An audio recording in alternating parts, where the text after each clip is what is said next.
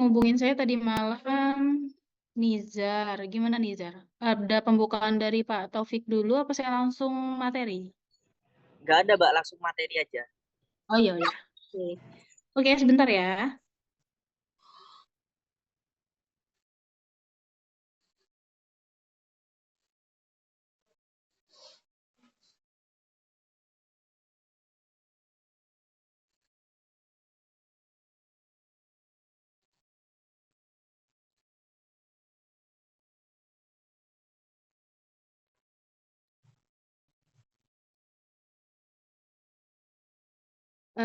Oke.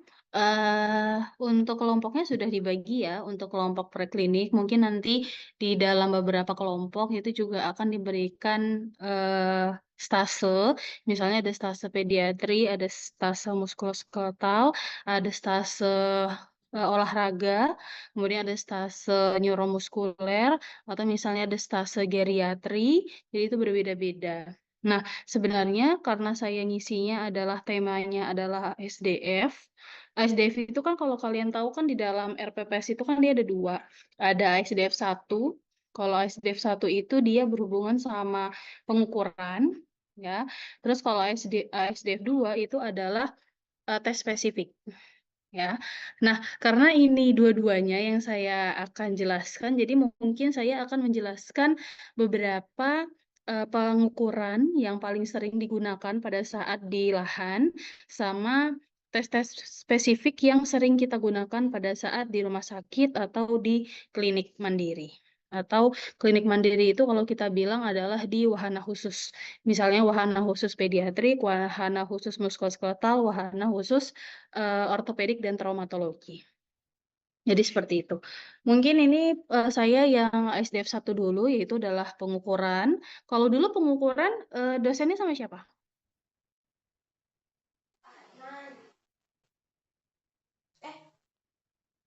Pak Adnan? Atau siapa? Atau Bu Yuni? Wahyuni, Mbak. Bu Yuni, Bu. Bu Yuni ya. Oke. Saya izin share screen dulu. Sebelumnya saya boleh dijadikan host dulu nggak, Dek? Buat share screen.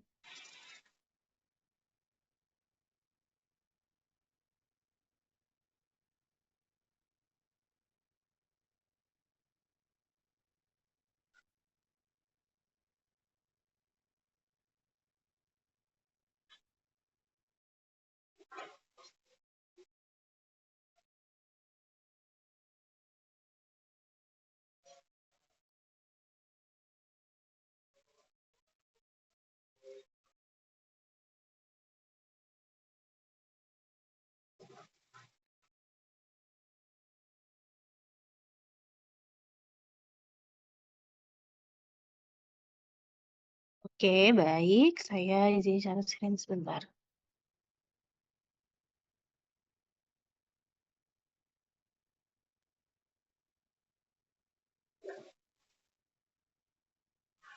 Nah, ini yang saya share screen ini adalah panduan praktik klinis fisioterapi, ya.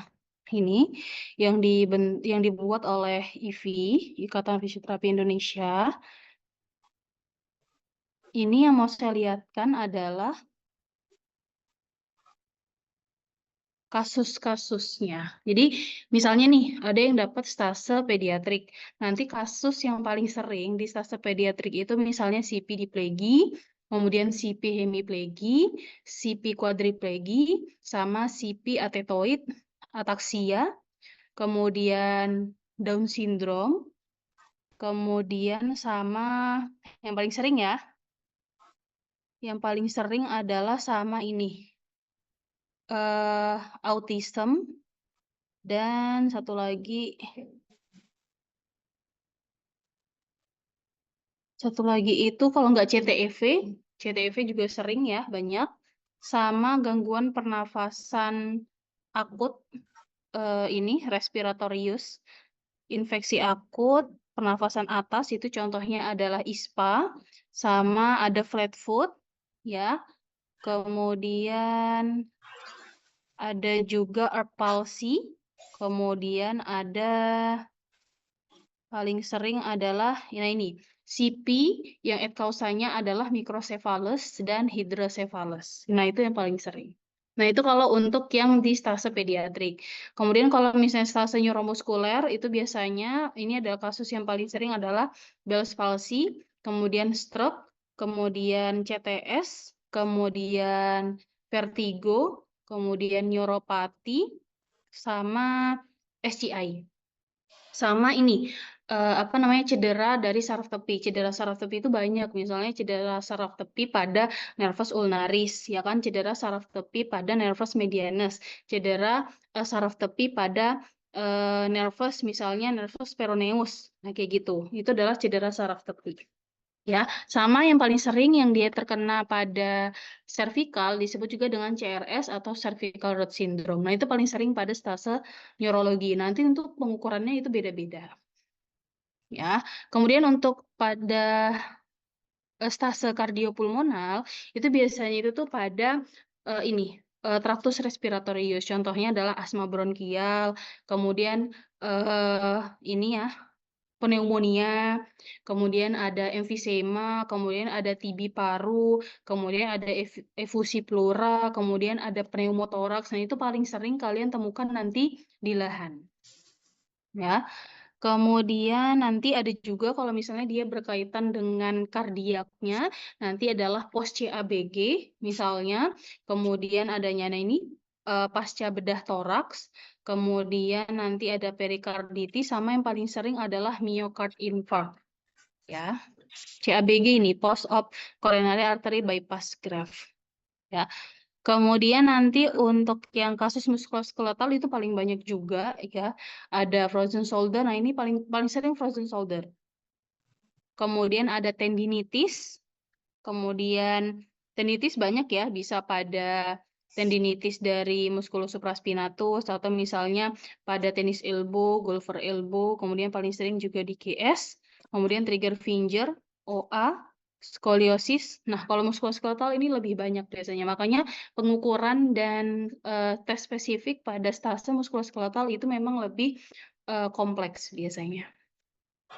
Kemudian nanti olahraga yang paling sering adalah sprain ankle, kemudian ruptur ruptur ligamen, kemudian ruptur tendon, sama ruptur otot, kemudian jumpers knee, kemudian chondromalacia patella, kemudian tear meniscus, ya seperti itu. Nah, ini adalah contoh-contoh kasus yang paling sering ada di lahan yang akan kalian temukan nanti. Nanti kalau misalnya, saya nggak tahu ya ini kalian dapat integumen atau enggak, kayaknya enggak ya. Kalau misalnya kalian dapat nanti ada yang stase integumen, biasanya nanti banyak misalnya dari kombustio. Nanti kombustio ada kombustio grade 1, grade 2, grade 3, grade 2A, grade 2B. Nah, kayak gitu. Nanti ada juga misalnya ada folikulitis. Nah, kayak gitu. Misalnya ada yang disebabkan karena bakterium dari Mycobacterium lepra misalnya. Nah, itu adalah stase integumen. Kayak gitu. Oke, nah saya langsung saja yang paling sering nanti kalian temukan di lahan.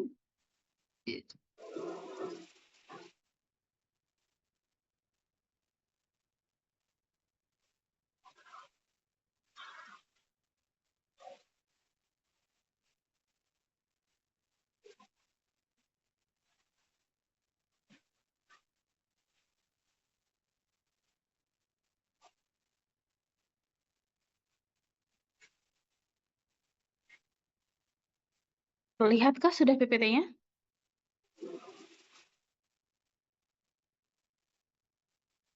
Sudah terlihat? Sudah, Bu. Sudah. Bu. Nah, nanti untuk misalnya kalian sudah pernah bikin ICF belum? ICF sudah pernah? SK sudah pernah? Sudah, Bu. Sudah, Bu. Oh, sudah ya. Oke.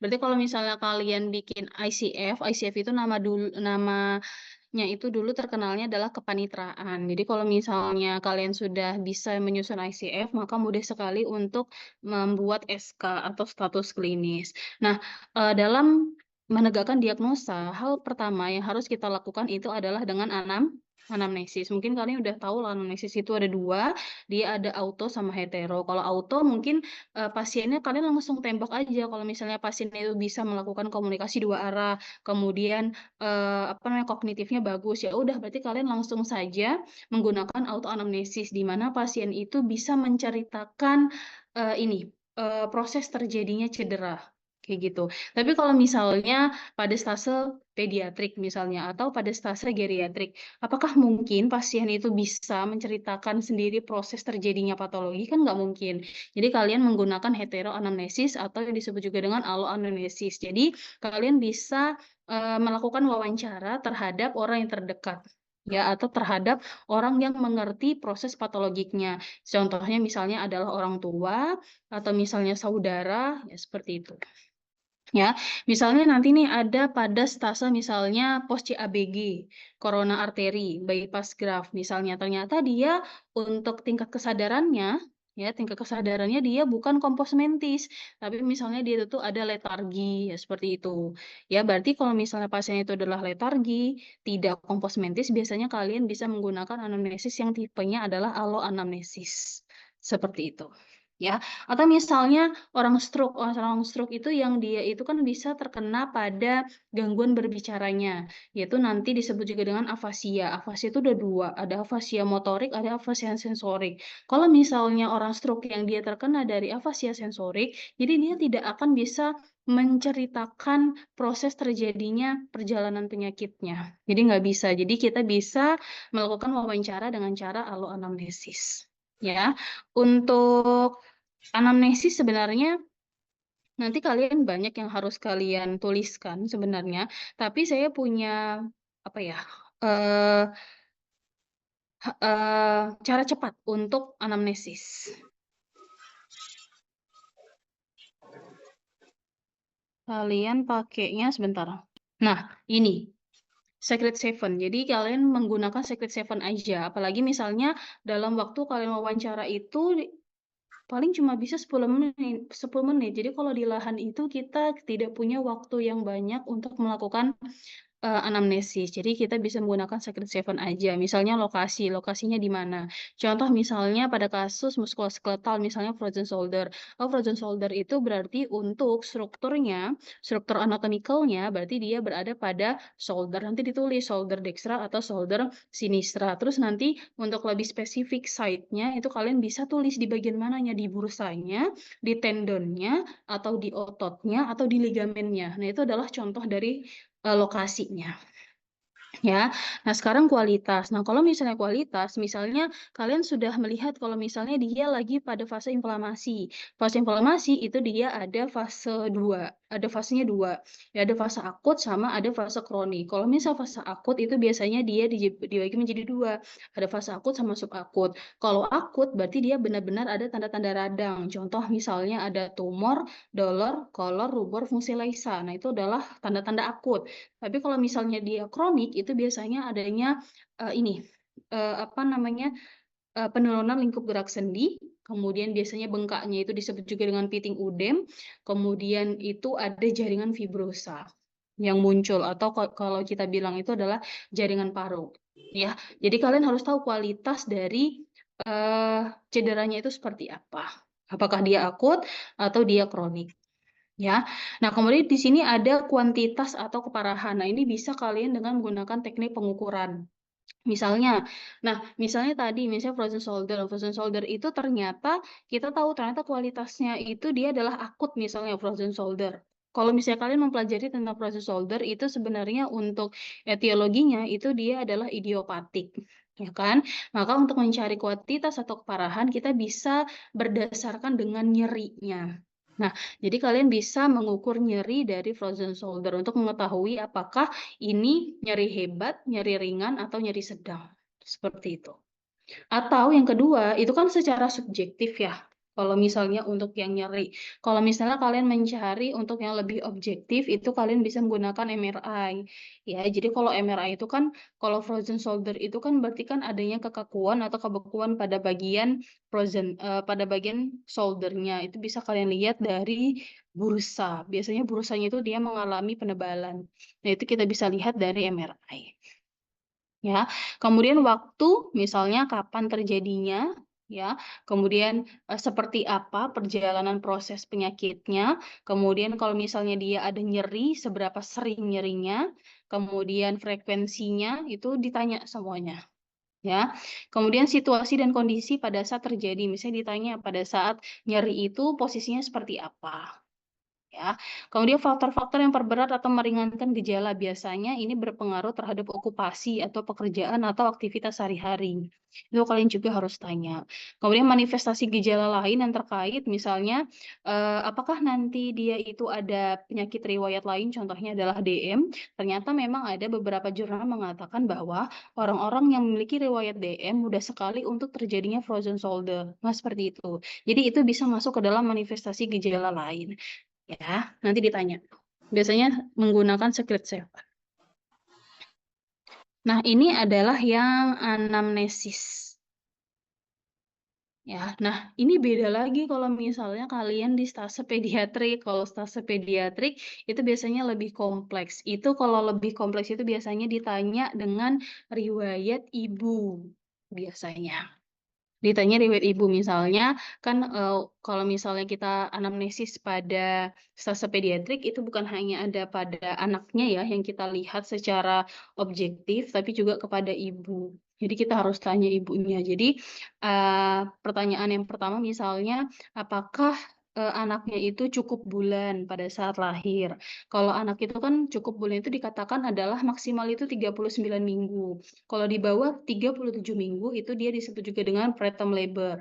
Kemudian kalau misalnya dia lebih dari 39 minggu itu dia disebut juga dengan bayi yang apa?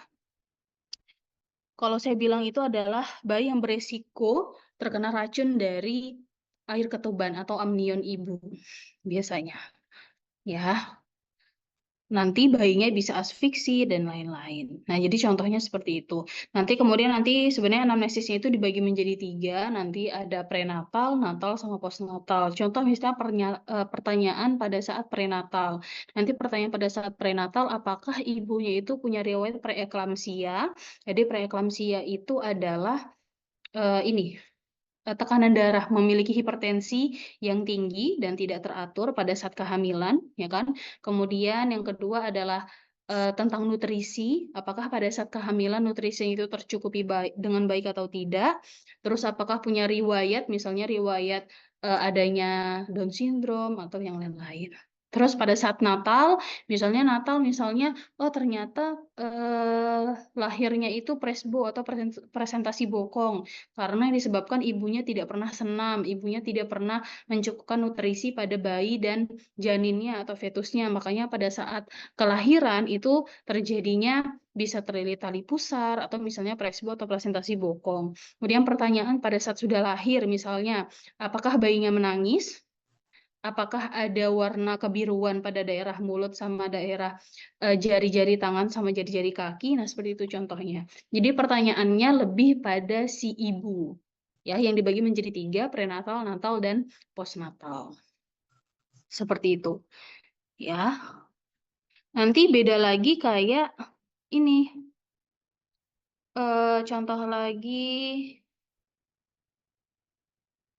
Ya, nah ini yang tadi saya bahas keparahan itu dengan pengukuran nyeri. Beda lagi contohnya seperti ini, contohnya misalnya dia kasusnya adalah stase neuromuskular. Nah, kalau misalnya dia stase neuromuskular itu beda lagi. Contoh misalnya dari kuantitas atau keparahan. Jadi kalian harus tahu dia itu tuh cedera sistem saraf pusat atau cedera sistem saraf tepi. Contoh misalnya cedera sistem saraf tepi. Misalnya adanya ini ya, gangguan pada nervus medianus, ya kan? Nanti nama deformitasnya itu adalah monkey hand. Ya.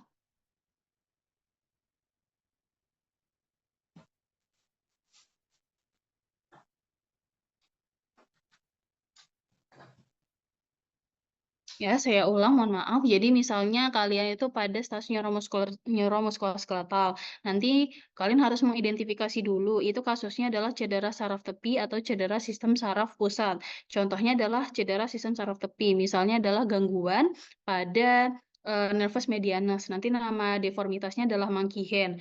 Nah, misal rata-rata orang yang punya monkey hand itu adalah orang-orang yang terkena dari Mycobacterium lepra. Jadi mikrobakterium lepranya itu dia bisa menyebabkan kerusakan akson pada bagian sistem saraf tepi. Nah, jadi dia akan menyebabkan gangguan ya jadi putusnya induksi saraf yang ada pada sistem saraf tepi yang paling sering adalah nervus medianus. Makanya nama deformitasnya adalah monkey hand ya. Nah, itu kalian harus tahu tingkat kuantitas atau keparahannya. Misalnya nanti ada level cedera. Misalnya level cederanya itu adalah ini level cederanya adalah aksonomesis. Ini adalah neurotmesis. Nah, seperti itu. Jadi itu adalah level cedera yang sistem saraf tepi. Nanti beda lagi yang level cedera sistem saraf pusat. Nah, kalau misalnya level cedera sistem saraf pusat, kalian harus berdasarkan dari tanda dan gejala yang dilihat, yang ada atau muncul pada saat terjadinya cedera sistem saraf pusat. Contohnya misalnya adanya tanda-tanda meningial. Pernah dengar tanda-tanda meningial? Pernah dengar nggak? Tanda-tanda meningial. Ada yang tahu?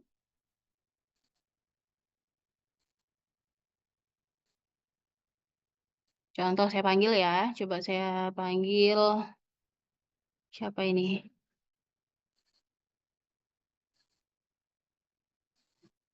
Coba Della Putri ada nggak? Della Putri Aulia.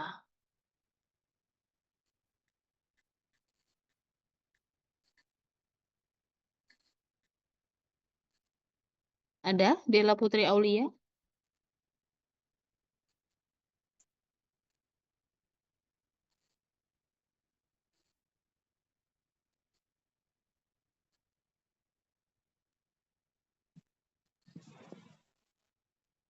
Atau siapa ya? Nurdini ada nggak Nurdini?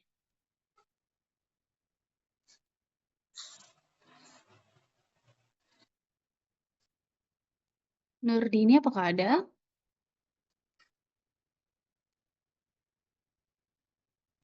Rahmania Ulfi ada nggak? Ada, Mbak.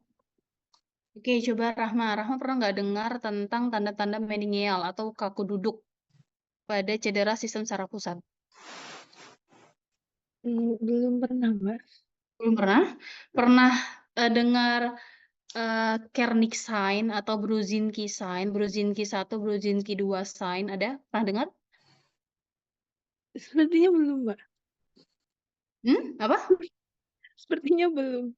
Belum ya? Oh ya udah, oke. Belum. Ya.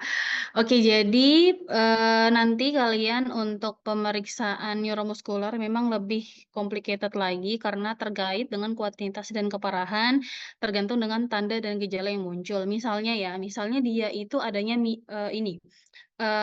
meningitis ya atau peradangan pada selaput otak ya. Jadi kalau meningitis itu dia itu tuh bisa menyebabkan stroke loh. Ya, biasanya bisa dia menyebabkan stroke, tapi stroke-nya itu adalah stroke vokal. Kalau kalian kemarin belajar, jadi ada yang disebut juga dengan stroke vokal. Jadi stroke vokal itu biasanya etiologinya adalah karena meningitis. Nah, ini kalian harus tahu tanda dan gejala yang muncul yang kausanya adalah karena meningitis. Biasanya dia didasari dengan tanda dan gejalanya adalah tanda-tanda meningial. Contohnya adalah Kernick sign, Brudzinski 1, Brudzinski 2 sign. Jadi biasanya seperti itu.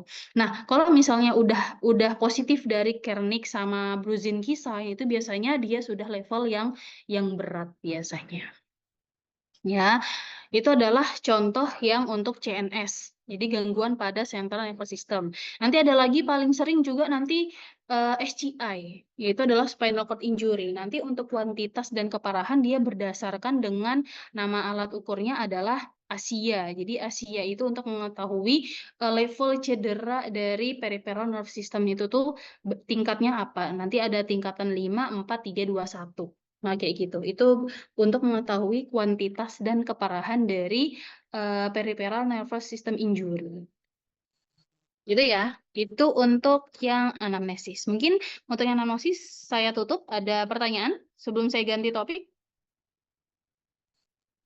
Mbak, izin bertanya. Ini siapa ini yang tanya? Saya Mbak Farah. Oke. Emang nanti pas di lahan itu kita boleh kan Mbak melakukan pengukuran dalam artian berarti kita pegang pasien ya Mbak?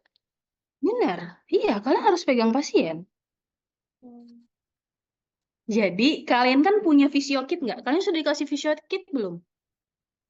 Ada Mbak, ada. Udah pernah ada dikasih.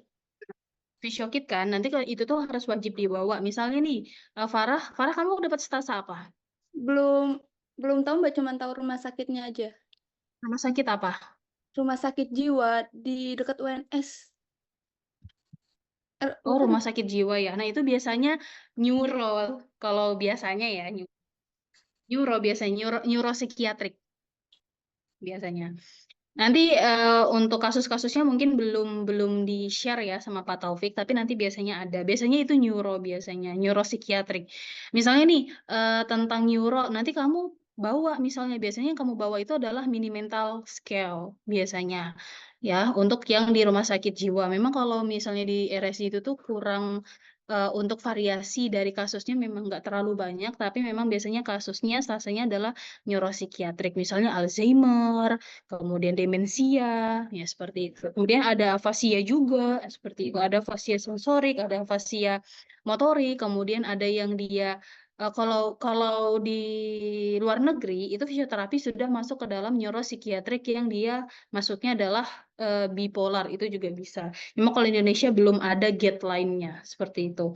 Nah, nanti kalau misalnya di lahan kamu pegang pasien bawa visio kit, misalnya bawa apa namanya tensi itu harus dibawa, kemudian bawa goniometer, kemudian bawa catatan kecil untuk apa namanya menulis hasil pengukuran, anamnesisnya apa aja. Seperti itu. Jadi memang harus megang pasien, tapi biasanya kalau mau pegang pasien biasanya izin dulu. Misalnya izin sama misalnya ada apa pengurusnya atau pengelolanya. Misalnya pengelolanya mau ngambil pasien ini, jadi bilang dulu ke pengelolanya kalau misalnya izin mau ngambil pasien. Terus nanti kalian kalau misalnya mau dijadikan SK, kalian punya SK kan nanti tugasnya? Ada kan Farah? SK?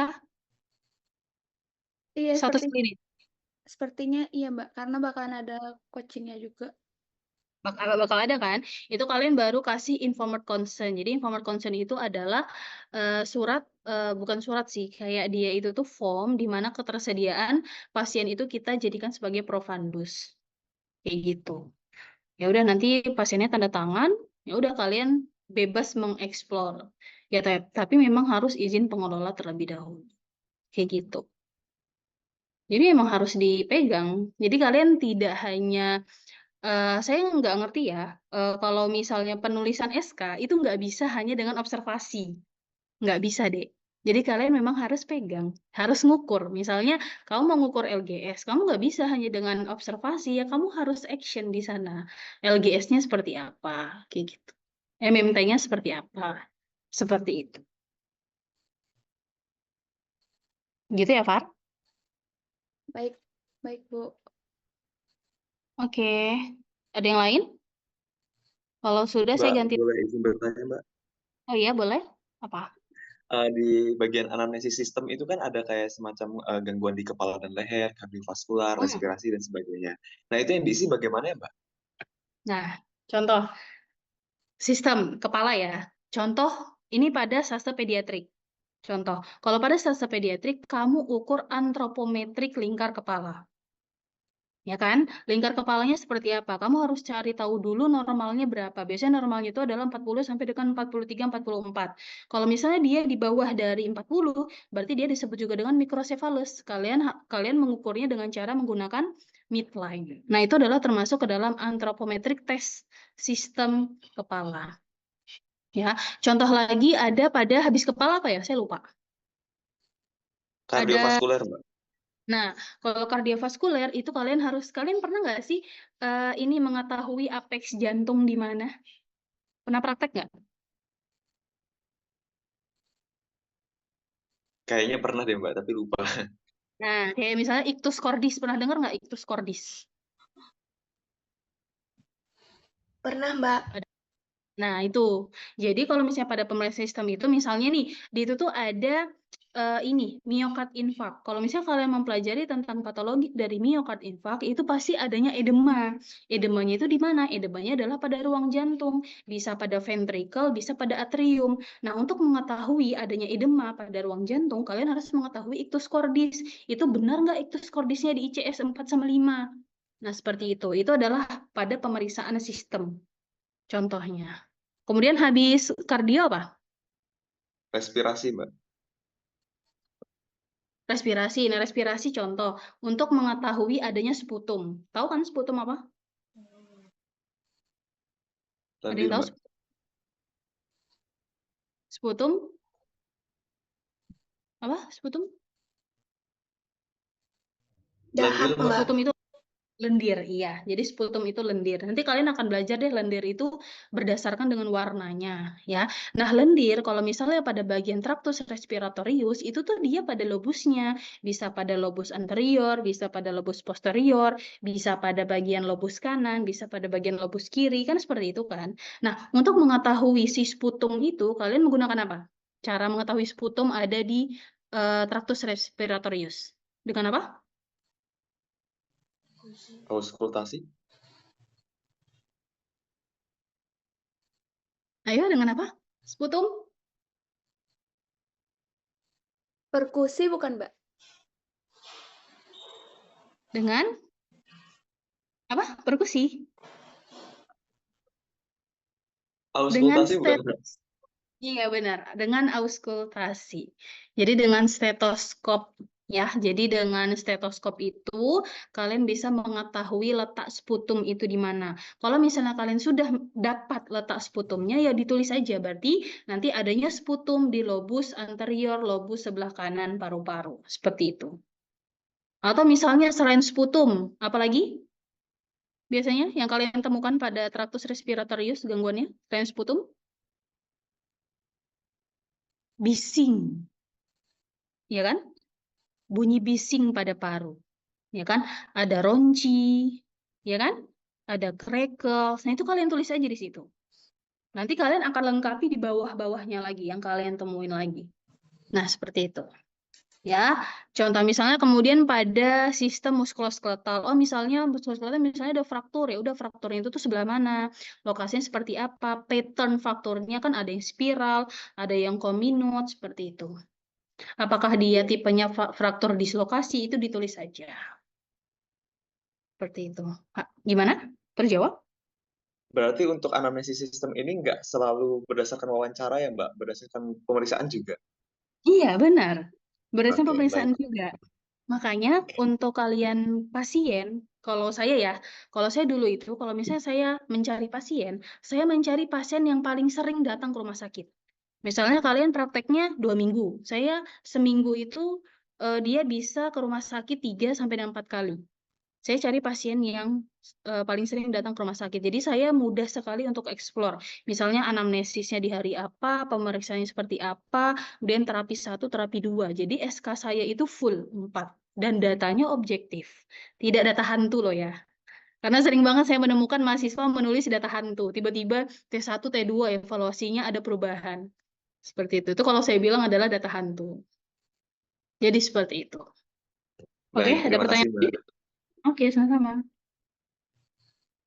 Kalau tidak ada, saya lanjut topik yang lain. Oke, saya stop share dulu.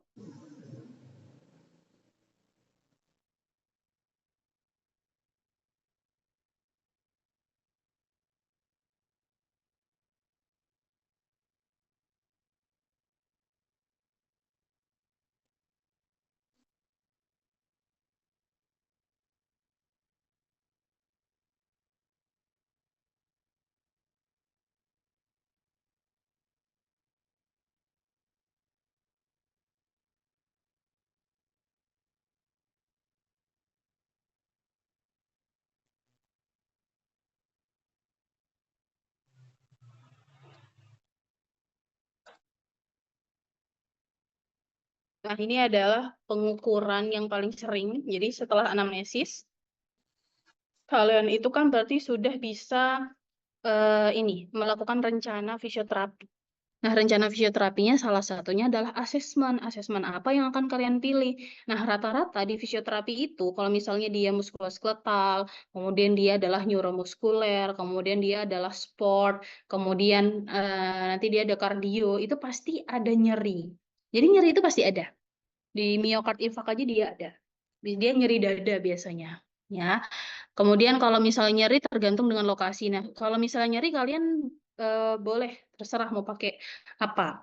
Ya, tapi yang paling objektif nyeri itu adalah fast. Kalian paham kan makna dari objektif itu apa? Objektif itu adalah yang terukur. Jadi misalnya fast itu kan ada, misalnya dia 5,2/10. Nah, itu kan dia objektif. Ya kan? Nanti untuk nyeri pasti dia diukurnya dengan 3 aspek. Misalnya nyeri diam, ya kan? Nyeri gerak, nyeri diam, nyeri gerak, satunya saya lupa apa ya? Oh, nyeri pada saat ini. Pada saat nyeri diam itu kan kalau misalnya dengan cara sadar ya. Kalau biasanya ada pada kasus neuromuskuler itu biasanya nyeri pada saat dia istirahat tidur biasanya. Karena nyeri diam itu beda sama nyeri pada saat tidur. Ya, seperti itu. Ya. Nah, itu adalah nyeri, bisa menggunakan verbal rating scale, kemudian VAS, kemudian numeric rating scale, kemudian descriptor differential scale, kemudian biasanya kalau pada anak-anak itu dia biasanya pakai flex scale biasanya. Nanti cari aja flex scale. Kalau misalnya kalian dapat pada stase pediatrik. Ya, misalnya nih, kalau misalnya pasiennya itu tuh masih bisa melakukan komunikasi 2 arah, ya udah kalian pakai FAST aja. Tapi kalau misalnya pasien geriatrik, kalian bisa menggunakan verbal rating scale itu bisa, atau numerical rating scale. Jadi si pasien itu tinggal apa namanya bilang aja sakitnya itu tuh nomor berapa. Nah, itu biasanya numeric rating scale atau yang verbal rating scale. Biasanya seperti itu. Biasanya untuk pasien geriatrik dia lebih mudah. Seperti itu. Ya. Ini banyak, kalau fast kalian mungkin sudah ya. Kemudian itu, nah, kemudian nanti kalau misalnya ini, saya nggak tahu nanti ada stase integumen atau tidak, ya. Nanti biasanya dengan menggunakan ini nyeri pada kasus-kasus kombustio, biasanya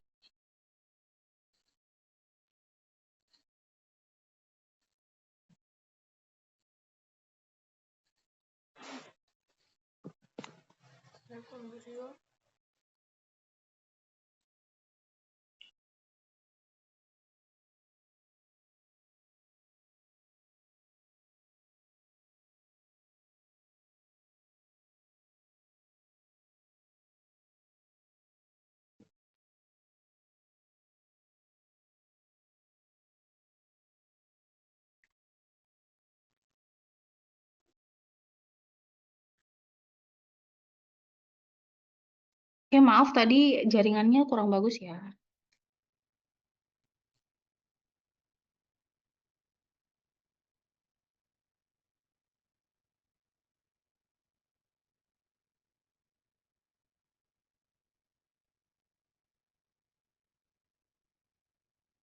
Jadi itu adalah yang nyeri, kemudian kalau nyeri mungkin kalian sudah ya.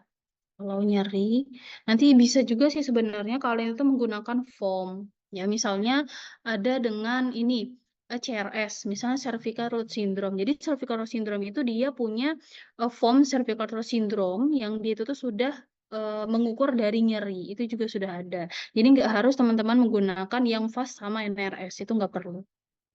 Jadi terserah kalian, kalian mau menggunakannya seperti apa. Apa ya, sesuai dengan sikon dari pasien.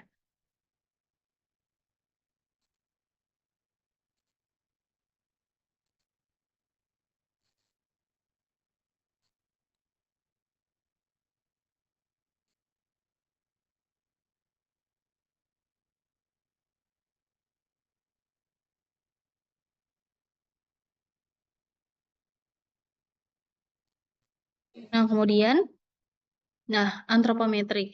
Jadi kalau antropometrik itu memang juga sering kalian harus kalian lakukan. Misalnya tadi pada stase pediatrik itu antropometriknya adalah lingkar kepala, ya kan? Kemudian nanti dia juga pemeriksaan segmental, panjang tubuh, panjang kaki, ya seperti itu. Itu juga wajib dilakukan pada kasus stase pediatrik biasanya.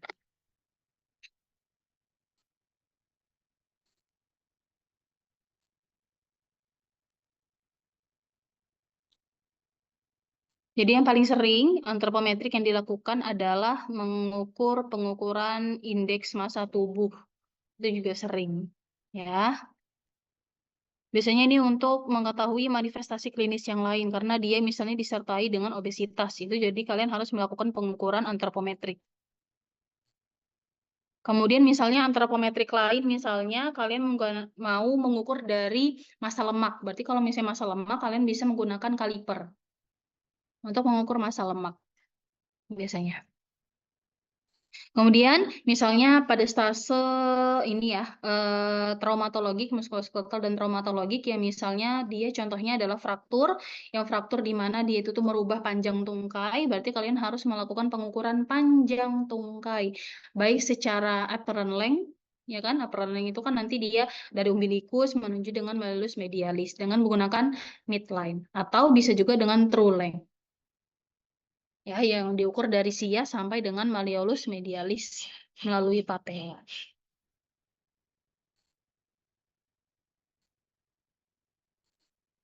Nah, ini yang saya tadi bilang, skin fold atau untuk massa tubuh atau massa lemak, itu kalian bisa menggunakan kaliper. Itu juga bisa. Sekarang kan karena di fisioterapi itu ada yang disebut juga dengan metabolic syndrome. Jadi kan mungkin yang di wellness, teman-teman yang udah pernah ngambil wellness mungkin sudah pernah dengar tentang metabolic syndrome. Jadi kalau metabolic syndrome itu mereka pengukurannya berdasarkan dengan antropometrik. Misalnya adalah dengan skin fold atau massa lemak sama indeks massa tubuh. Seperti itu. Nah, jadi seperti itu ya. Itu untuk yang antropometrik. Lingkar perut, lingkar pinggang, ini adalah kaliper untuk skin fold-nya. Untuk metabolic syndrome. Ya, oke. Kemudian saya cari lagi.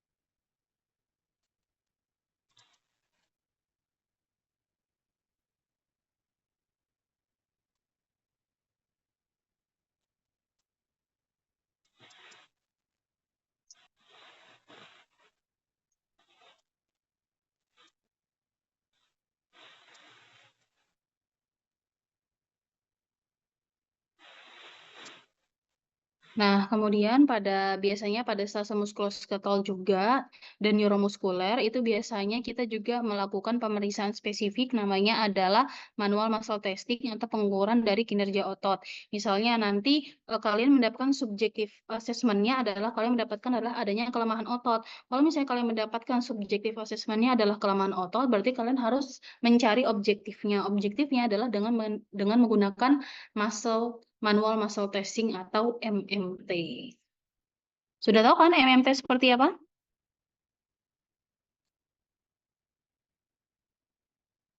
MMT, udah ada yang tahu?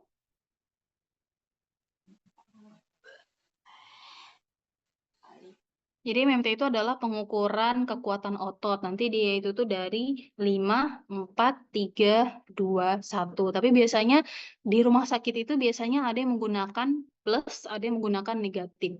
Seperti itu. Misalnya dia nomornya 5, misalnya MMT-nya adalah 5. Berarti MMT 5 adalah dia mampu melawan gravitasi dan dia full ROM sama dia mampu melawan tahanan maksimal. Misalnya nih yang kalian melakukan tes adalah MMT misalnya pada supraspinatus. Ya, jadi musculus supraspinatus kan dia fungsinya adalah untuk abduction. Nah, ternyata kalian ditemukan bahwa subjective assessment itu dia ditemukan adanya kelemahan abduction atau penurunan LGS pada saat abduction tadi. Maka kalian harus melakukan MMT. Ini MMT pada supraspinatus itu berapa? Nah, nanti ada dua sudut pandang. MMT ada yang berdasarkan dengan one muscle, ada yang berdasarkan dengan group muscle. Group muscle contohnya flexor. Ya, misalnya frozen shoulder ditemukan subjektif assessment-nya adalah adanya kelemahan otot. Kelemahan otot misalnya pada flexor muscle. Flexor muscle berarti termasuk dari deltoid anterior. Kemudian nanti juga ada otot-otot yang lain misalnya di daerah platysma, misalnya musculus platysma. Ya, nah itu jadi dia lebih dari satu otot, makanya dia disebut juga dengan grup otot, misalnya flexor, extensor, seperti itu. Nanti sama, tapi untuk grade-nya 5, 4, 3, 2, 1. Tergantung kasus ya sebenarnya. Misalnya juga nanti misalnya kasusnya itu tuh pada OA, misalnya pada stase geriatrik. Pada stase geriatrik itu paling sering adalah OA atau osteoartritis genu. Ya, jadi selain adanya penipisan dari kartilago, secara muskuloskeletalnya, dia juga terjadinya adanya kelemahan otot. Itu kelemahan otot pada semua bidang sagital, bidang frontal, ya kan? Itu misalnya nanti pada bidang sagital, oh ternyata yang mengalami kelemahan otot itu misalnya adalah muskulus pada bagian quadricep, ya, kemudian sama muskulus pada bagian hamstring. Itu kalian tinggal cek aja MMT-nya berapa. Seperti itu. Kalau tahanan minimal itu adalah 4.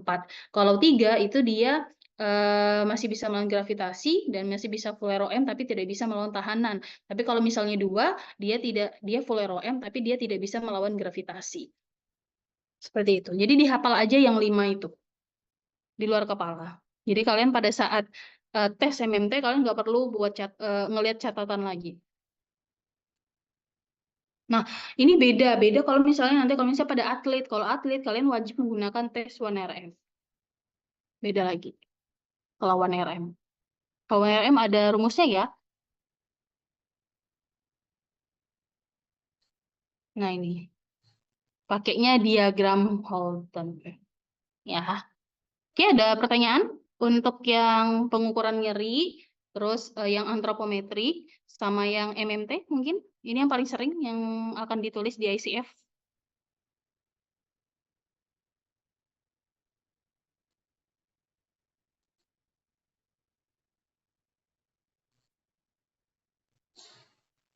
Jelas? Ini kita cuma recall aja ya. Enggak materi full, enggak materi baru full, enggak. Kita cuma recall.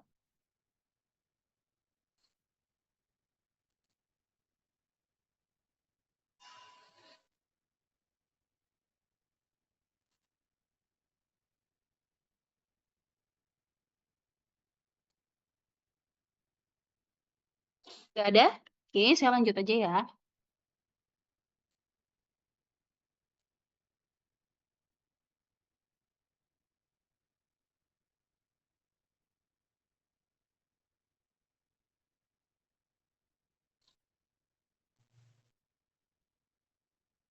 Nah, ini sebenarnya saya punya modul pengukuran sendiri. Ini. Ya, ini adalah modul pengukuran yang untuk mengukur misalnya range of motion dengan menggunakan goniometer. Ya. Yang penting pada saat kalian menggunakan goniometer, itu kalian harus tahu aksisnya di mana. Aksis dan bidang. Dan cara ini, jadi pada saat di ICF kalian menuliskan, kalau misalnya ada penurunan LGS ya, berarti kalian wajib menuliskan dengan menggunakan ISOM. Ya, kan kalian udah pernah bikin ICF sama SK, jadi pasti gampang bikin ISOM. Kemudian dari pemeriksaan range of motion juga, itu pasti kita mengetahui dari end-fill. Misalnya soft end-fill. Misalnya pada saat knee flexion itu adalah soft and feel. Kemudian kalau misalnya hard and feel, atau misalnya ada perubahan karena adanya misalnya fraktur, yang jadi foam, yang awalnya dia hard and feel misalnya. Nah, setelah terjadi fraktur dan setelah terjadi operasi, ternyata berubah and feel-nya menjadi foam and feel. Itu juga bisa. Jadi ditulis nanti perubahan and feel. Nah, and feel dia dari ini ya, gerakan pasif. Passive movement test namanya.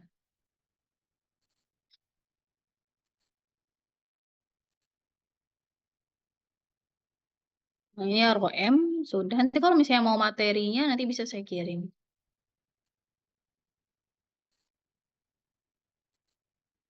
Nah, jadi nyeri itu nyeri sudah banyak.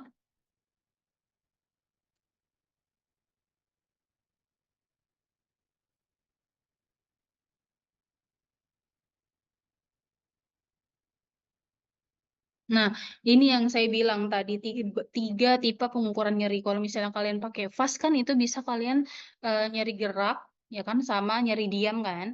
Tapi kalau misalnya untuk yang pengukuran nyeri itu secara fisiologis loh ya, itu ada 3 sebenarnya. Ada self-report measure, sama observational measure, sama pada saat pengukuran fisiologisnya. Jadi pengukuran fisiologis adalah dengan menggunakan tes spesifiknya. Baru kita bisa menginterpretasikan nyeri. Jadi sebenarnya banyak ya. Jadi misalnya nih kalian tadi pilihnya yang FAS ya. FAS itu dia termasuk ke dalam self report measure. Jadi si penderita itu dia apa ya, menjelaskan secara keseluruhan dari nyeri yang dia rasakan selama sakit dengan menggunakan FAS. Nah, itu adalah disebut juga dengan self report. Tapi nanti beda lagi sama yang pengukuran fisiologis. Biasanya kalau pengukuran fisiologis itu kita menggunakan tes-tes spesifik. Misalnya pada saat tadi dia punya myocard infarct, itu kan berarti tes spesifik untuk pengukuran fisiologis kita menggunakan karena dia ada angina pectoris, jadi kita bisa menggunakan NIHA untuk mengetahui nyeri dada.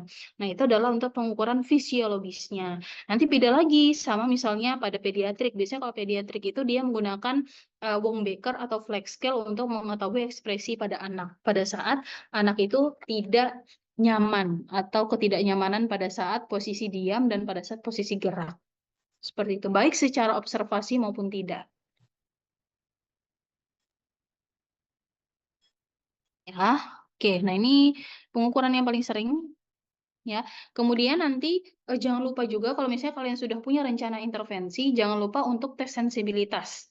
Ya, misalnya nanti tes sensibilitasnya adalah tajam tumpul atau misalnya sentuhan halus, sentuhan ringan, ya kan, suhu, vibrasi dan proprioception. Nah, biasanya pada orang-orang yang fraktur itu pasti adanya gangguan pada proprioception. Makanya nanti untuk tes spesifiknya adalah dengan menggunakan pengukuran tes perception test namanya. Itu adalah Meissner dan Saraf-Pacini. Nah, seperti itu. Jadi kalian harus tahu. Ya. Oke, ada pertanyaan?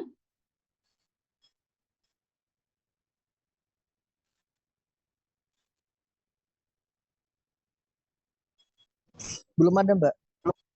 Oke, belum ada. Sekarang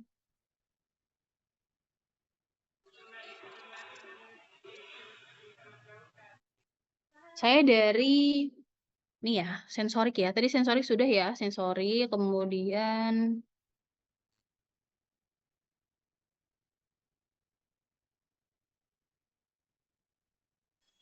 saya buka dulu materinya.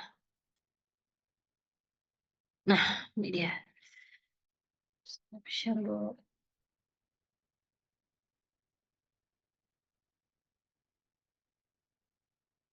Nah, sekarang adalah pada yang ini ya, stase neuromuskuler. Biasanya dia stroke. Wah, stroke itu banyak sekali. Ada yang stroke vokal, ada yang stroke yang hemorrhagic. Ya, seperti itu. Banyak kalau untuk tipe-tipe stroke ya. Nah, kalau stroke, jadi ada pasien yang sadar, yang memang dia sudah rawat jalan, tapi ada juga yang kita dikasih pasien yang dia di ICU. Kalau dulu saya dapat pasiennya di ICU, jadi pasien itu tuh, apa namanya, stupor statusnya. Ya, jadi nih. Ya, jadi kalian bisa menggunakan GCS atau Glasgow Coma Scale. Mungkin ada yang pernah tahu GCS itu apa? Udah pernah belajar mungkin atau ada yang pernah dengar GCS? GCS, Glasgow Coma Scale. Memang biasanya dipakai di ICU biasanya. Ada pasien-pasien stroke ya. Nanti kalau GCS nanti kalian harus mengetahui respon mata, kemudian respon motorik sama respon verbal. Misalnya nih pada saat kalian observasi pasiennya, misalnya status pasien itu tuh koma, stroke misalnya. Ya, di hari pertama, hari kedua aja fisioterapi itu udah bisa melakukan tindakan fisioterapi pada pasien stroke. Ya, itu nanti kalian untuk mengukur GCS-nya kalian harus melihat respon mata. Misalnya respon matanya adalah kalau misalnya misalnya ya matanya itu kita lihat nanti kita kasih stimulus pada matanya. Nanti kita lihat responnya. Apakah dia spontan? Kalau spontan berarti nilainya 4. Kalau rangsangan suara misalnya dia kaget nilainya 3, tapi tanpa adanya buka mata itu nilai 3. Rangsangan nyeri nilainya 2. Ya kan? Kalau tidak ada berarti dia koma. Ya. Kemudian respon motorik. Ya, misalnya kita mematuhi perintah, misalnya kita memberikan stimulus, kemudian nanti reaksinya atau responnya adalah pasien akan bereaksi terhadap perintah verbal misalnya, maka itu nilainya 6. Ya, kemudian pasiennya diminta untuk mengetahui lokasi nyeri. Nah, itu kalau misalnya dapat mengidentifikasi yang terlokalisasi, ya, itu nilainya adalah 5. Nah, seperti itu contoh dari GCS. Ya, dan ini nanti dijumlah totalnya berapa, nanti ada interpretasinya. Nanti interpretasinya nanti dia ada misalnya kesadaran penuh, ya seperti itu. Kesadaran sedang, sama kesadaran normal, kayak gitu. Ini adalah GCS. Emang tapi kayaknya untuk preklinik kayaknya nggak sampai ICU, tapi paling biasanya di poli ya. Kalian mainnya di poli. Tapi biasanya di poli kalian juga pakainya GCS juga. Karena biasanya ada pasien stroke yang dia dibawa rawat jalan dengan menggunakan ini yang dari poli, yang dari ICU. Jadi dia diantarnya dari poli kemudian menuju ke klinik. Biasanya itu ada rujukan juga biasanya. Ya, atau pasien yang dengan datang kursi roda kemudian dia itu tingkatan kesadarannya adalah stupor atau letargi, itu juga bisa. Itu datang ke klinik. Kayak gitu. Jadi kalian harus mengetahui GCS dari pasien stroke biasanya.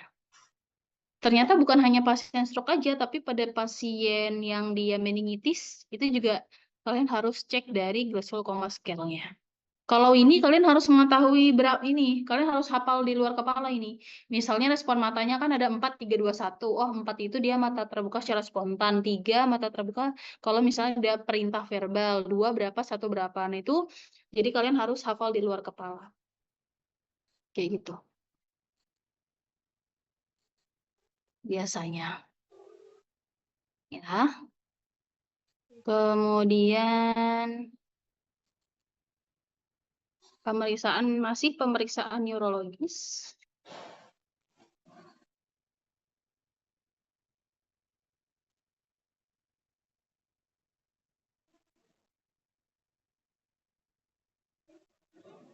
Nah ini, pemeriksaan neurologis.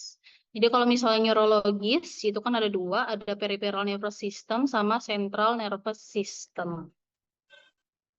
Kalau ini juga dulu karena saya dapat stasenya paling banyak neuro ya.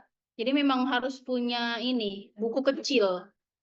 Buku kecil. Tapi kan dulu itu kan kalau zaman saya internet belum terlalu banyak ya. Jadi saya pakainya catatan kecil dulu. Dibikin aja.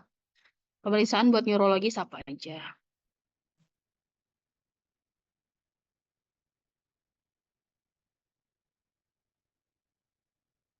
Nah ini, kalau misalnya pada pasien-pasien dengan neurologis, baik dia itu tuh sifatnya adalah peripheral nervous system atau central nervous system, kalian harus melakukan ini semua. Pada cranial nerve, kemudian pada motor function, pada sensory function, sama reflex. Itu kalian harus melakukan semuanya. Ya, misalnya cranial nerve itu kalian harus hafal olfaktori, optikus, oculomotorik, kemudian trochlearis, trigeminus, abdusen, aksesoris, ya seperti itu. Itu harus dihafal semua untuk testing pada cranial nerve-nya, ya kan? Kemudian pada testing motor function tergantung dengan kasus. Contoh misalnya kasusnya itu tuh adalah SCI atau spinal cord injury. Itu kalian bisa menggunakan ASIA form. Itu langsung aja motor function. Ya. Kemudian untuk sensory function kalian bisa menggunakan dermatom test. Ya, kemudian untuk refleks itu kalian bisa mengetahuinya dengan dua cara, dengan tes pada refleks primitif atau refleks misalnya refleks fisiologis sama refleks patologis. Refleks patologis itu contohnya adalah Babinski. Ya, kalau refleks fisiologis contohnya adalah refleks patella. Nah, seperti itu. Jadi kalian harus mengetahui, harus hafal.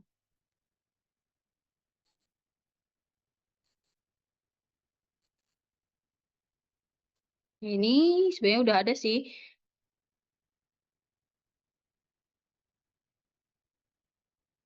Jadi ini kalian harus melakukannya. Ini adalah untuk yang mata. Ya, ini adalah untuk saraf nomor 3, 4, sama 5. Ini pada mata, gerakan pada mata. Jadi dia hanya menggunakan satu pensil aja. Tapi kita bisa mengetahui apa namanya? Gerakan pada saraf nomor 3, 4, 5. Kalau trigeminal itu pakai kapas. Kemudian kalau fasial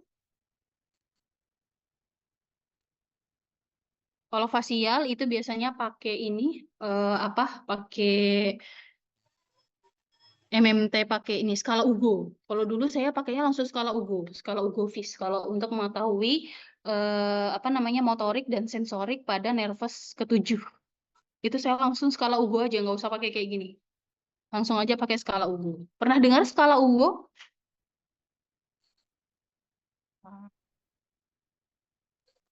Nizar udah pernah skala Ugo Vis? Sudah, Bu. Tuh, langsung aja pakai, kalau saraf nomor 7 langsung pakai Ugo aja. Paling cepat. Oke. Kalau ini karena kita nggak ada alatnya ya, jadi nggak.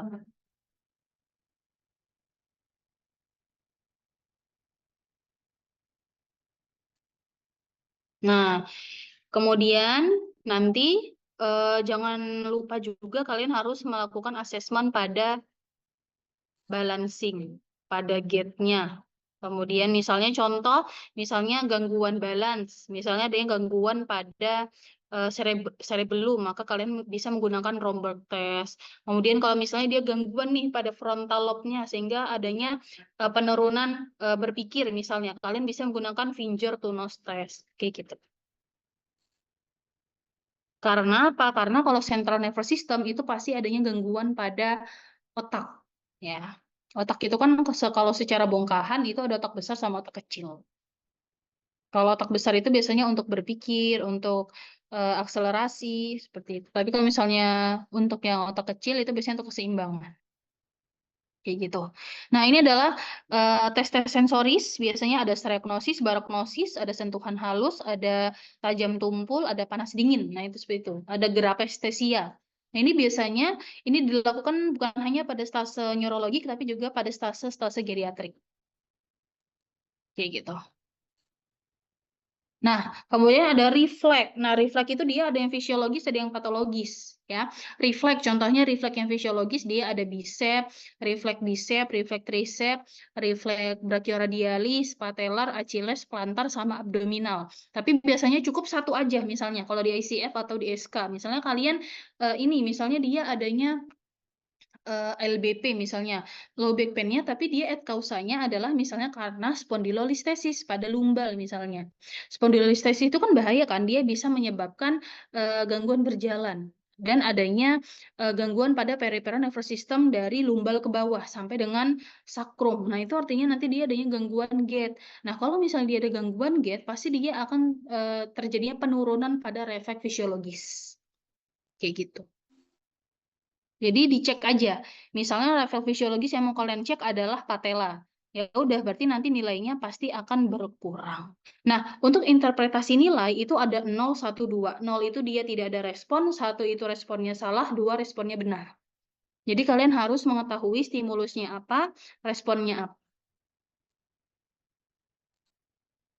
Kayak gitu. Nah, untuk mengetahui dari refleks ini, kalau misalnya dia itu tuh central nervous system injury atau peripheral nervous system injury, kita berdasarkan dari interpretasinya. Contoh biasanya, kalau misalnya pasien-pasien yang disertai dengan central nervous system injury, biasanya refleks fisiologisnya itu tuh berlebihan. Ya, kemudian kalau misalnya dia kenanya adalah peripheral nervous system injury, itu biasanya dia akan berkurang. Contohnya seperti bahkan dia bisa hilang. Biasanya misalnya dia adanya ini ya gangguan pada saraf peroneus. Jadi kalau saraf peroneus itu kan dia berfungsi untuk dorsifleksi ankle kan? Dia bisa untuk dorsifleksi ankle. Kalau misalnya dia mengalami gangguan pada nervus peroneus yang disebabkan karena peripheral nervous system injury, maka pada saat kalian tes sensoris refleks fisiologisnya, maka refleks dari patellar, achilis, dan plantar nilainya 0 karena dia termasuk ke dalam peripheral nervous system injury. Kayak gitu contohnya. Tapi beda kalau misalnya pada pasien stroke. Kalau pasien stroke nanti bicepsnya berlebihan, tricepsnya berlebihan, brachioradialis juga berlebihan, sampai ke abdominal pun dia berlebihan. Kayak gitu. Jadi bedanya seperti itu. Ini pasti kalian sudah pernah belajar, jadi saya skip saja. Nah ini, ya, oh dia ini ada sampai 4 juga. Kalau saya dulu di rumah sakit 012. 0 itu nggak ada respon, nomor 1 itu dia low atau salah, nomor 2 dia normal. Kayak gitu. Terus ini kalian bisa menggunakan ini scale for grading reflex of physiologis itu ada 4 plus, 3 plus, 2 plus, 1 plus sama 0. Misalnya dia ini stroke misalnya. Dia stroke, oh ternyata stroke itu dia central persistent injury.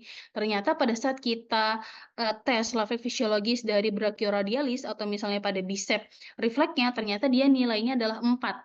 Sangat-sangat berlebihan. Nah, itu adalah tanda-tanda kalau misalnya adanya lesi dari sistem saraf pusat.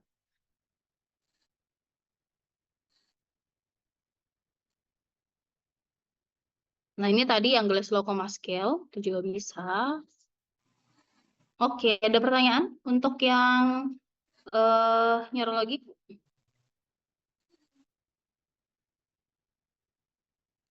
Belum ada Mbak sejauh ini. Ini nggak ada ya. Oke.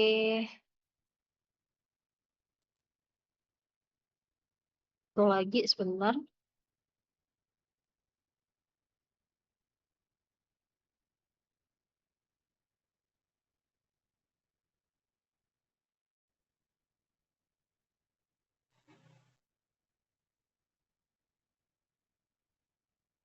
Refleks. Nah, refleks patologis. Tadi kan kita sudah belajar tentang refleks fisiologis. Nah, sekarang kita belajar tentang refleks patologis. Yang penting kalian ingat, refleks patologis itu akan muncul kalau misalnya dia terkena lesi dari upper motor neuron syndrome dan lower motor neuron syndrome. Itu pasti akan muncul. Tapi kalau misalnya dia tidak, atau di luar dari upper motor neuron syndrome sama lower motor neuron syndrome, dia tidak akan muncul. Jadi kalian nggak usah buang-buang waktu kalian cek. Karena kalau misalnya dia di luar dari upper motor neuron dan lower motor neuron syndrome, dia nggak akan muncul. Jadi gitu. Jadi kalian harus tahu patologiknya juga. Contoh ya, pediatrik itu dia masuk ke dalam upper motor neuron syndrome pada kasus-kasus palsi cerebral ya. Itu dia masuk ke dalam upper motor neuron syndrome. Nah, ini adalah refleks-refleksnya.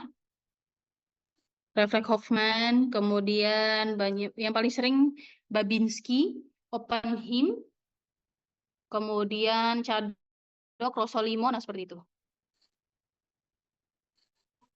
Nah, ini adalah pemeriksaan refleks patologis. Misalnya ini, nah ini kan dulu saya pakainya 1 sama 2, tapi terserah kalian mau pakainya yang mana. Tadi kan ada yang sampai 4 ya, itu juga bisa. Ini nanti yang dicek bisa Hoffman, kemudian grasping reflex, palmomental, kemudian Mayer, Babinski, ini nggak harus kalian semua lakuin, tergantung dengan kasus. Nanti dibikin sendiri ininya, apa namanya, tabelnya. Seperti itu. Ya. Nah, itu adalah untuk yang pengukuran ya seperti biasa. Ya, asesmen 1. Kemudian saya pilih yang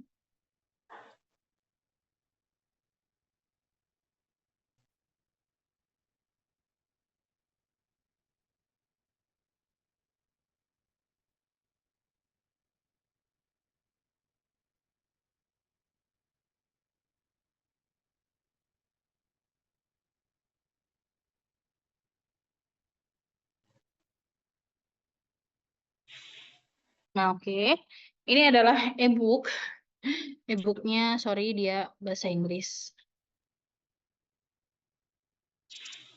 Mungkin ada yang di antara kalian mungkin ada yang sudah punya. Nah, ini adalah special test musculoskeletal examination. Jadi, ini yang dulu biasanya dikantongin ya untuk tes-tes spesifik. Sebenarnya ini banyak ya. Sebenarnya kalian juga udah bisa sekarang buka YouTube. Udah ada.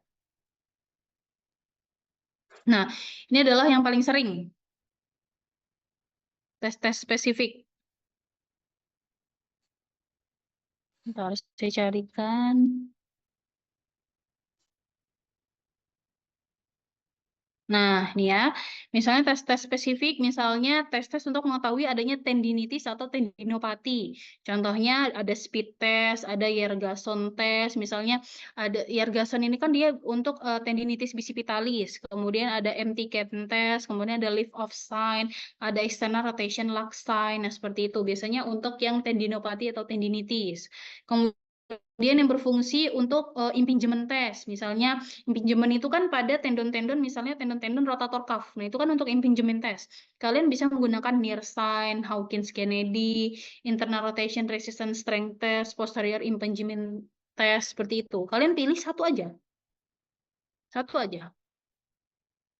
Kemudian masih pada shoulder, misalnya pada labrumnya, untuk mengetahui labrum. Kalian ambil satu aja, misalnya adalah yang paling sering adalah pakainya SLAP. SLAP prehension test atau yang anterior slide test, itu yang paling mudah kalau menurut saya. Ya. Kemudian misalnya pada acromioclavicular joint test, misalnya itu kalian bisa menggunakan shear. Paling sering adalah shear test, yang paling sering. Ya. Nah itu, jadi ini udah ada sih sebenarnya untuk yang tendinitis atau tendinopati, positif tesnya seperti apa. Nah itu contohnya. Ya, itu adalah tes-tes spesifik.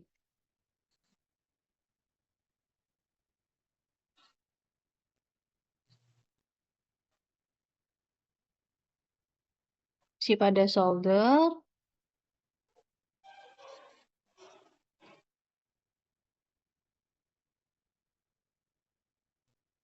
memang kalau di rumah sakit paling banyak itu. Ya, nah ini juga masih pada shoulder, misalnya dia pada untuk instabilitas pada anterior dan posterior. Ya kan, kalian bisa menggunakan apprehension and relocation test anterior dan apprehension and relocation test posterior. Ya. Oke, sebentar.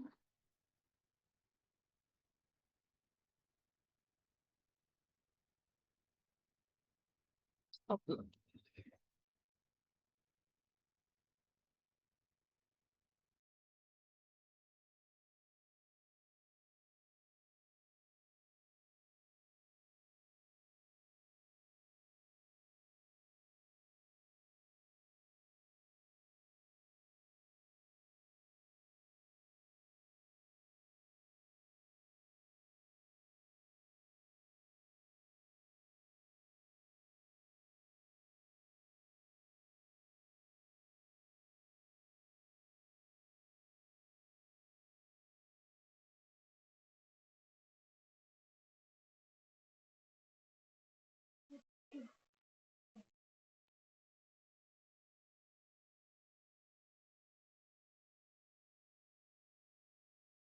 Oke, ini ya, ini untuk yang instability test. Itu juga, kalau saya dulu juga ini di catatan kecil, nulis catatan kecil aja. Jadi kalau misalnya ada tiba-tiba pasien datang, oh misalnya dia adanya dislokasi pada anterior, ya udah kalian langsung aja lakuin dari anterior and relocation test yang anterior test.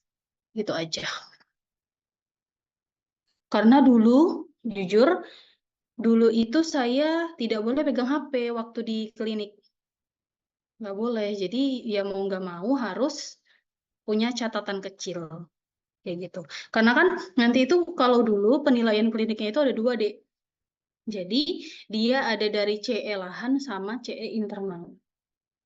Kayak gitu. Jadi kalau misalnya pegang HP, kayak karena banyak pasien juga, jadi kalau pegang HP nggak enak. Ya. Nah, misalnya ini pada elbow. Ya, kalau pada elbow sama untuk tesnya bisa tenis elbow test, golfer elbow test. Kalau ini kan untuk ini ya, tendon pada bagian tendon apa? Extensor sama tendon flexor. Kemudian untuk ligamen instability, kalian bisa menggunakan valgus varus test. Udah itu aja. Ya, kemudian kalau untuk neurological pada bagian elbow sampai ke wrist dan hand itu biasanya kalian bisa menggunakan pinch grip test sama yang Tinel test. Sama ULTT, jangan lupa ULTT itu bisa. Ya, itu untuk yang elbow paling sering banyak yang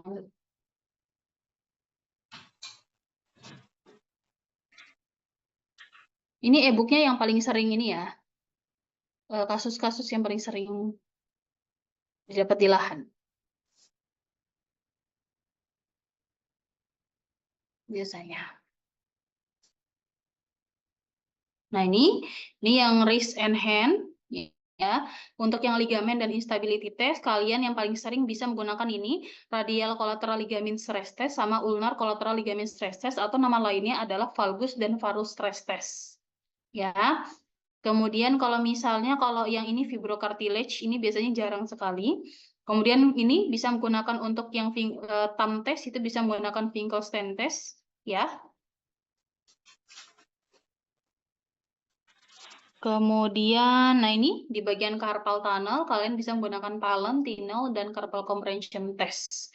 Itu yang paling banyak. Sama scapuloid stiff test itu untuk mengetahui adanya scapuloidnya itu tuh nanti dia slidingnya ke arah anterior atau ke arah lateral atau ke arah posterior. Itu biasanya kita bisa menggunakan scapuloid. Karena yang paling sering mengalami dislokasi itu adalah scapuloid sama lunatum.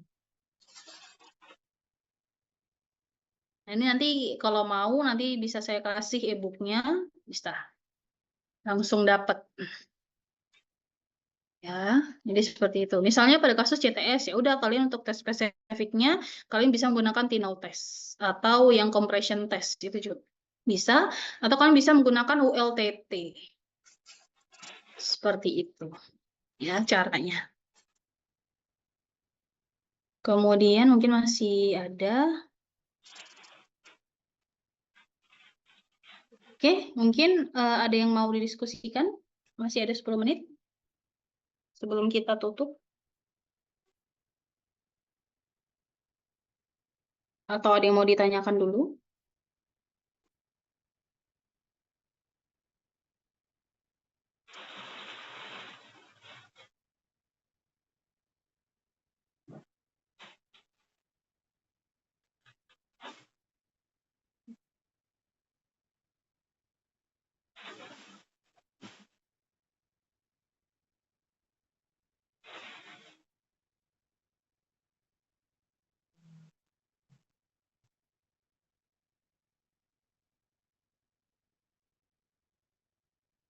Mohon maaf Mbak, izin bertanya. Oh iya, Nadia, gimana dek? Kalau mau mengetes kekuatan otot buat kasus pediatri itu gimana ya Mbak? Kasus apa? Pediatri apa geriatri? Pediatri untuk mengukur kekuatan otot. Oke. Kalau untuk mengukur kekuatan otot, kalian bisa menggunakan XOTR. Ya, XOTR itu adalah untuk anak-anak, biasanya untuk anak usia 0 sampai dengan, bukan 0 ya, dia itu tuh 1 bulan sampai dengan 3 tahun biasanya itu udah maksimal. Biasanya 4 sampai 5 itu biasanya dilakukan XOTR yang disertai dengan aktivitas rekreasi. Itu biasanya bisa menggunakan XOTR. Dan kemudian biasanya ada beberapa jurnal yang mengatakan bahwa untuk kekuatan otot anak itu sebenarnya dia tidak objektif. XOTR itu dia nggak objektif. Ya, dia subjektif. Misalnya pada saat melakukan intervensi misalnya bobat. Ya, misalnya kalau misalnya bobat itu kalian lihat anak itu bisa nggak dia itu tuh pada saat patterning. Ya, pada saat kan di dalam bobat itu kan ada patterning. Kalau misalnya anak itu dia patterning, dia bisa nggak mengangkat kepalanya, dia bisa nggak mengangkat tangannya, dia bisa nggak mengangkat ini bokongnya. Nah itu kalau misalnya kita normal, itu kalian bisa menggunakan XOTR. Tapi kalau misalnya anak tidak bisa melakukan aktivitasnya secara mandiri, itu kalian berarti tidak bisa menggunakan XOTR. Jadi kayak gitu. Jadi menggunakan XOTR. Udah pernah gunain XOTR? Belum pernah Mbak. Belum pernah? Ntar saya carikan ada nggak ya PPT-nya.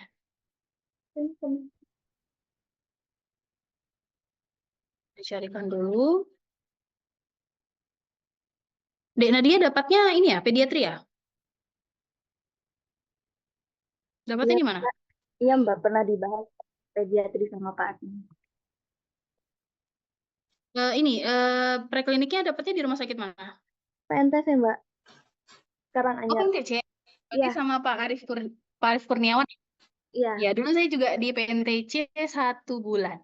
Hmm, Jadi biasanya kalau Pak Arif itu biasanya, nah jadi tergantung tempat juga. Jadi ada lokasi yang kalau untuk mengukur MMT itu ada yang menggunakan XOTR ada. Tapi ada juga anak-anak yang misalnya udah umurnya 3, 4, 5 tahun, dia menggunakan MMT biasa.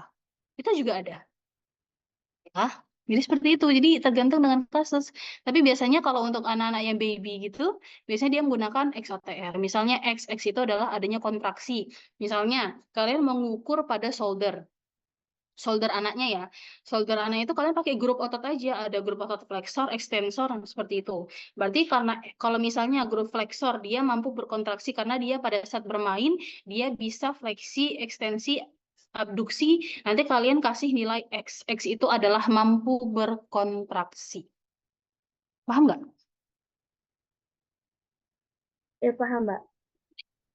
Kalau saya PPT-nya lupa saya taruh di mana. XOTR X itu dia ada kontraksi. Kalau misalnya O itu adalah tidak ada kontraksi. Kalau R itu XOTT itu adalah trace. Kalau R itu adalah munculnya refleks. Nah, kayak gitu biasanya. Ya, jadi kalau X itu adalah kontraksi kuat, kalau misalnya T itu adalah trace itu dia itu tuh ada kontraksi tapi nggak ada gerakan, nah kayak gitu. Kalau R adalah refleks. Jadi kayak gitu. Untuk mengukur yang anak. Emang kalau yang anak untuk MMT dia sangat-sangat susah karena dia untuk mengukur SOTR itu harus bersamaan pada saat anak-anaknya di terapi dan pada saat anaknya melakukan aktivitas rekreasi. Seperti itu. Oke, nanti dicari kayaknya ada di e-book ada untuk SOTR. Gitu ya, Dek Nadia. Oke, ada yang lain?